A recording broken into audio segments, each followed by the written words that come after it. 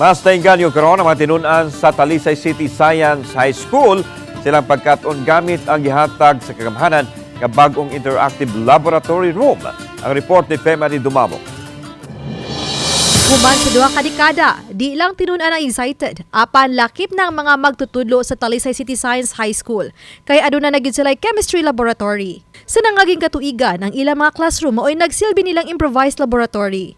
Gahapon, formal nang gi-turnover ni Talisay City Mayor Samsam Gulyas o Talisay City Deputy Division Superintendent Dr. Ardin Munisit ang chemistry lab.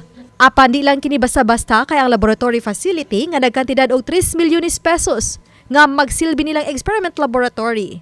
Kabahin niini ang 85 inches nga monitor nga makita ang tanang subjects, ilabi na sa science nga gitawag og Learnitech multimedia kit. Bisan unsa nga topic, i-click lang sa ilang magtutudlo ug mapasabot na ngadto sa iyang mga estudyante. Ning paagiha mas maka-interact ang teacher ug ang mga tinun-an. 2. Yours. 6.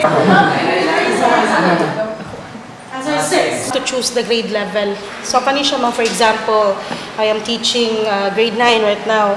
So, pili ka grade 9 and then you see all the subjects. So, from math to science, English, economics, history, civics, so choose the science. Importante yun nga makakita po yun ang mga bata, mga videos, sample videos para makarelate po sila. It's very helpful because it can capture the attention of the students and it's also interactive. So we can interact with the topic and with the teacher. Unlike on the blackboard where you can only write and erase, on the TV you can interact it so you can do more than on the chalkboard. I will learn more. Tinguha silang school head nga tanang classroom adunay Learnitech multimedia kit.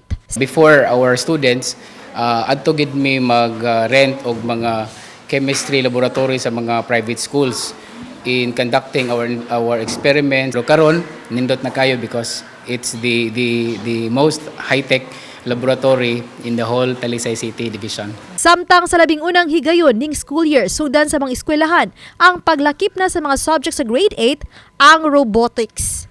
Human nga sa miaging tuig hingpit usab silang nahatagan og robotics facilities sa Talisay City Government. Gani ni bag-uhay lang upat sila mga tinun-an midaog sa Summer Robot Games International Open and Youth Robotics Convention 2024 dito sa Kauluhan.